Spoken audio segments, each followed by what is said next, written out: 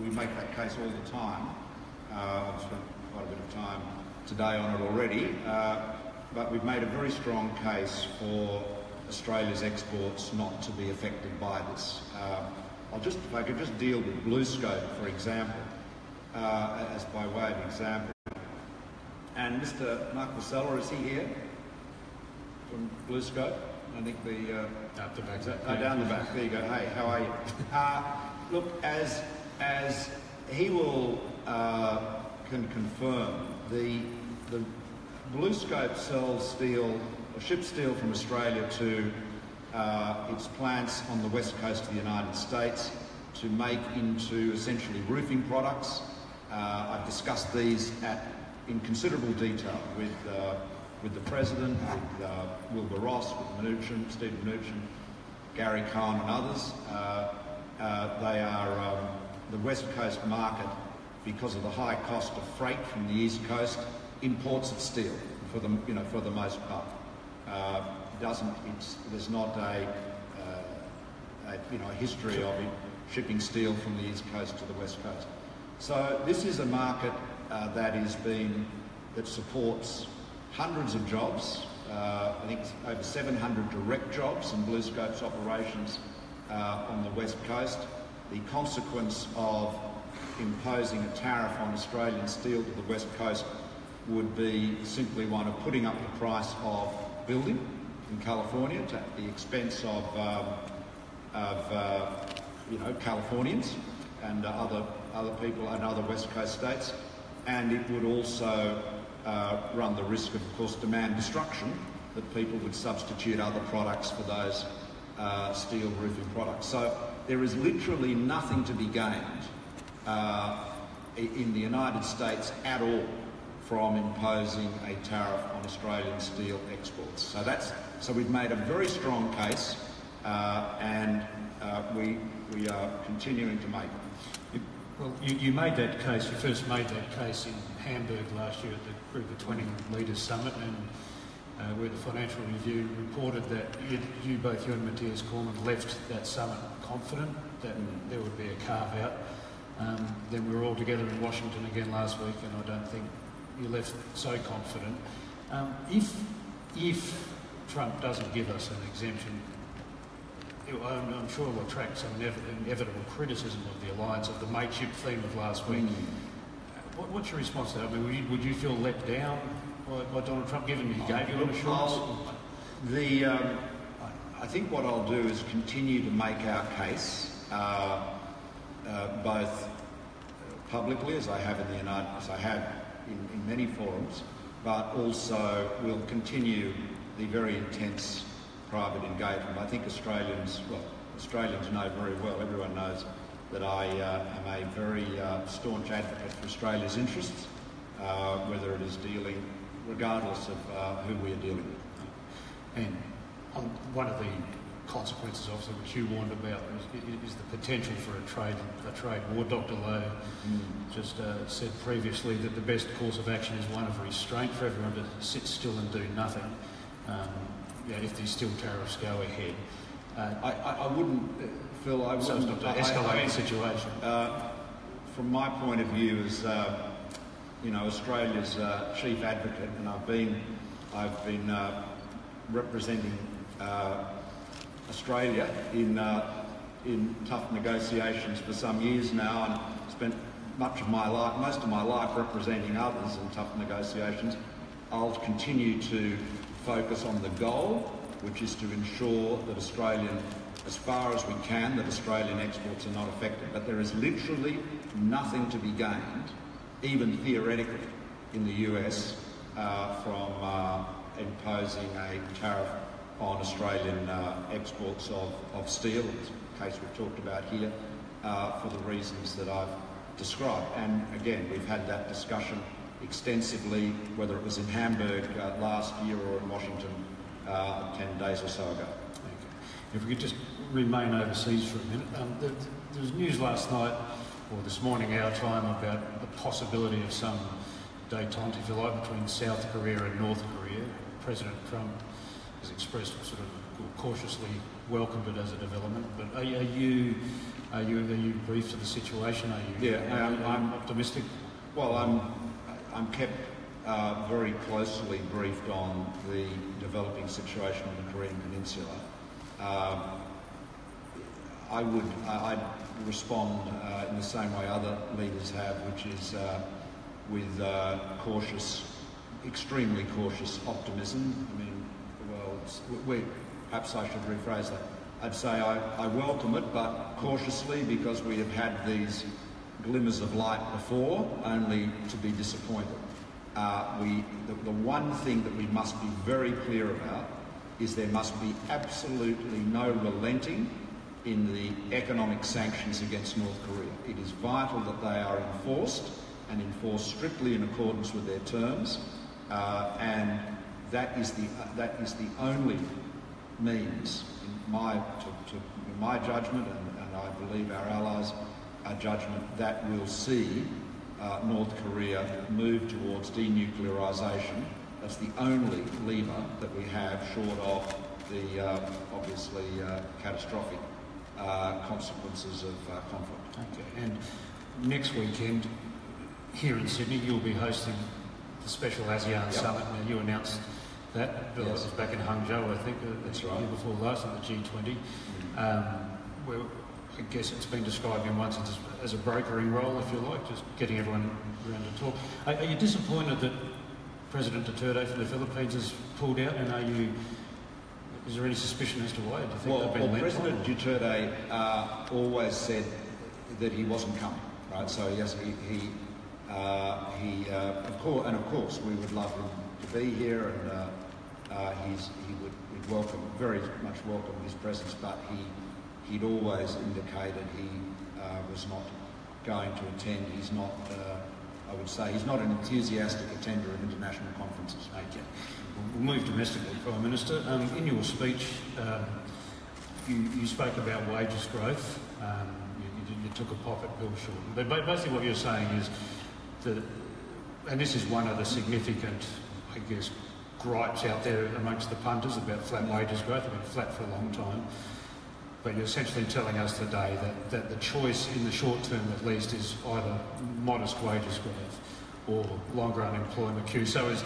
Well, the point I'm making is that Labor does not have one policy that would encourage one company to invest an extra dollar and hire an extra employee, right? And they don't even claim to.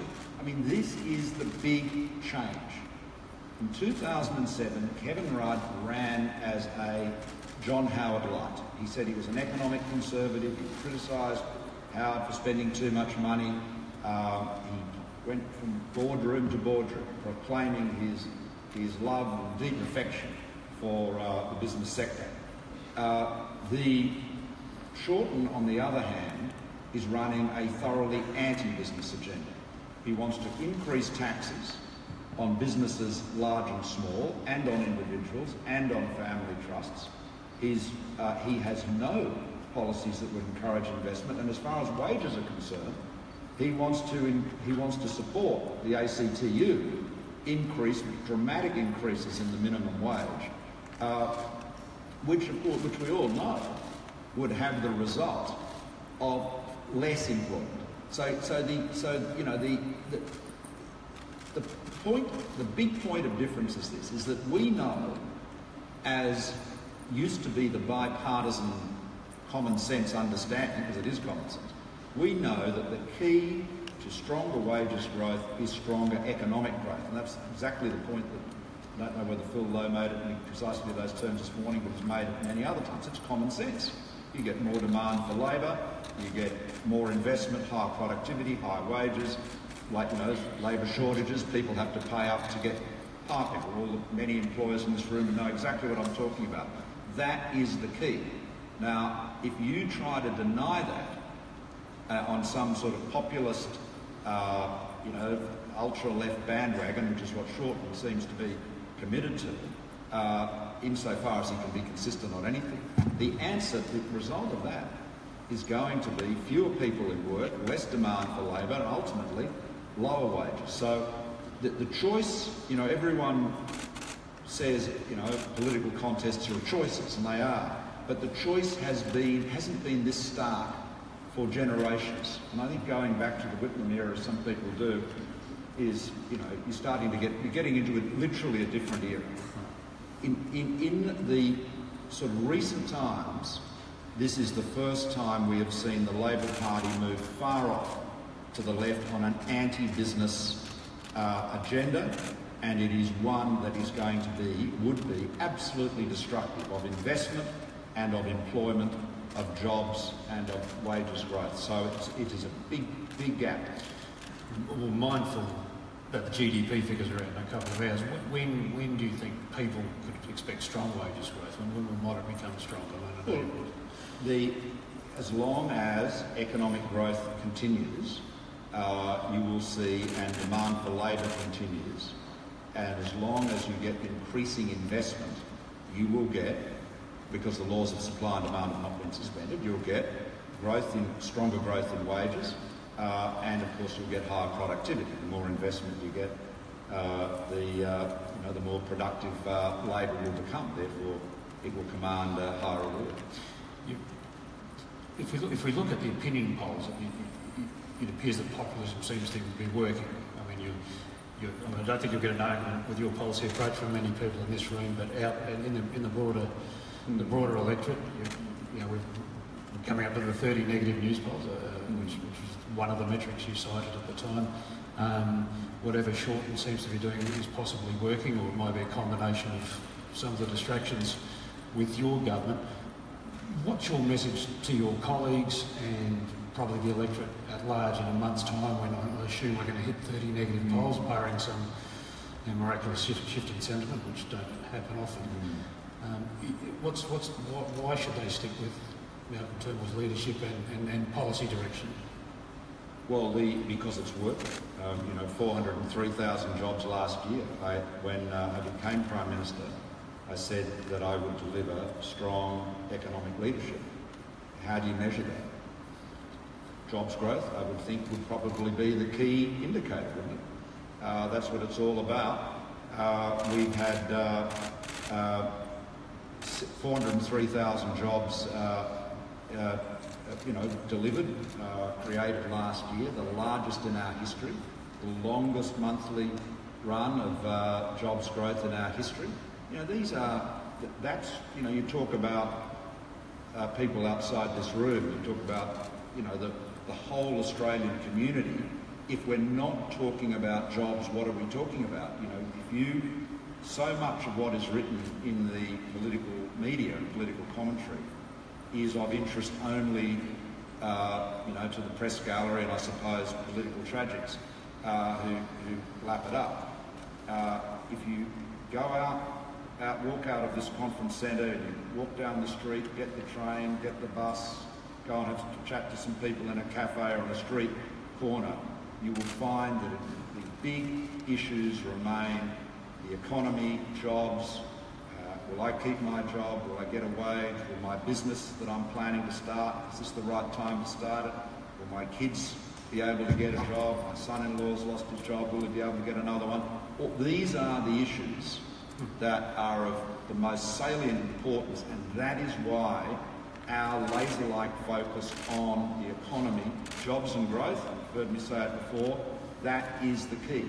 And that's what we're delivering, and that's the answer. We are delivering on that commitment. So if I could, and from a political sense, how do you distill that message if you're talking to a family on $80,000 a year who are generally aware that there's an upswing in the economy and things are generally looking better, but they're not feeling it? Now, these are the people it's easy to target. Kevin Rudd targeted those families in 2007, even though the economy was going gangbusters still then. How do you distill that message to a personal level to someone who's really doing it hard, 80 grand combined family income? How do you personalise it?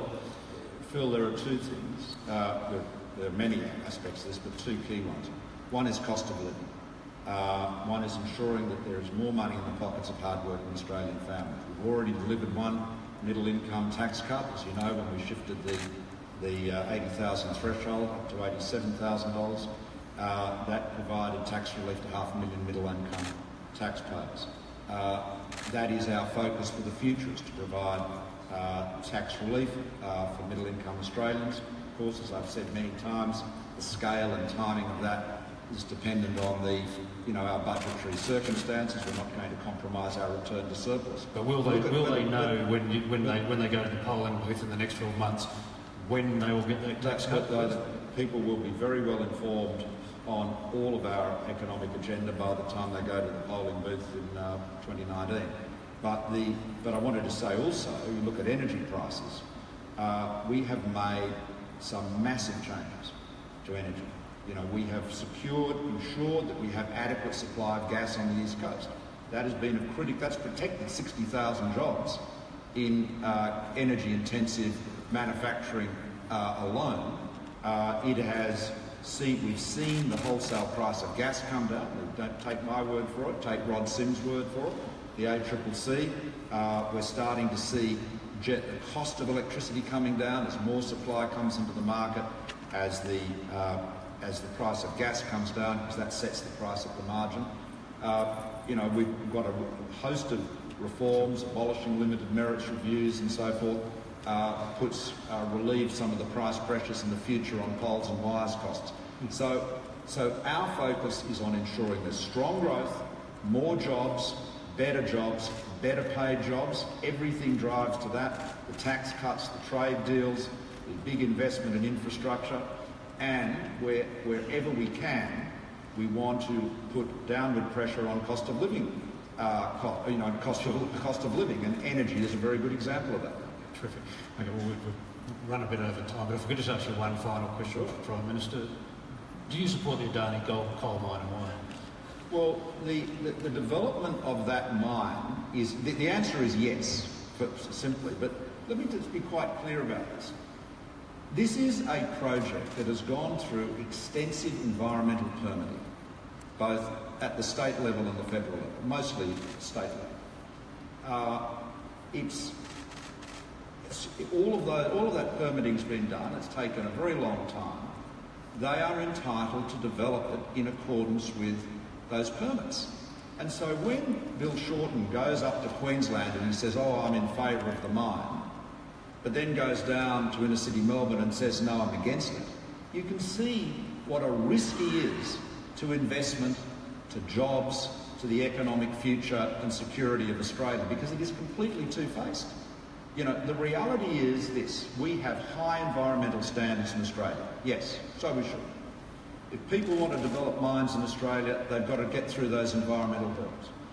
If you do that and you get those permits, then you should be entitled to develop your project. And it doesn't matter whether it's a coal mine or an iron ore mine or a lithium mine or a bauxite mine, you should be entitled to get on with it. Now, as to whether it's financially or commercially viable, that's a matter for the company. That's their concern. They've got to determine what their internal rate of return is, what they need to satisfy their investors and so forth. That's their concern. But what Bill Shorten is doing is not just threatening that project.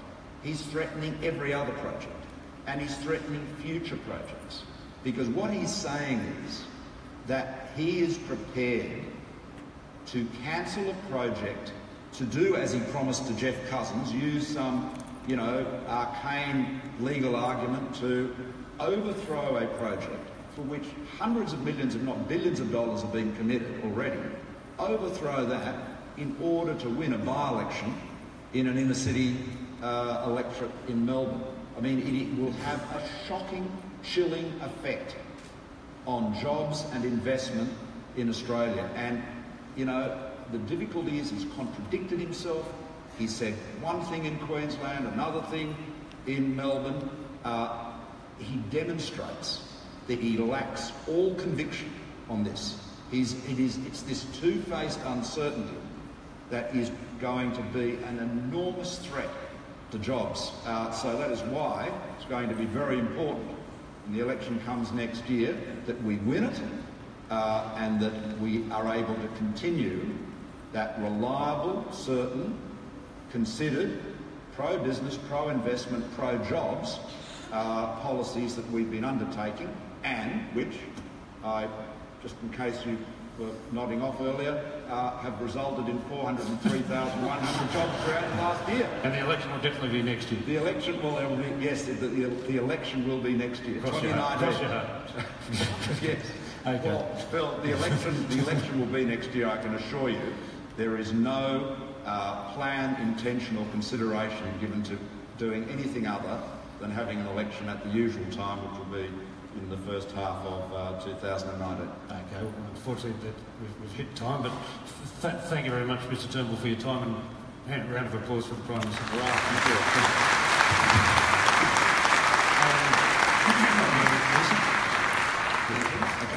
thank you. Thank you, everyone. Prime Ministers have very tight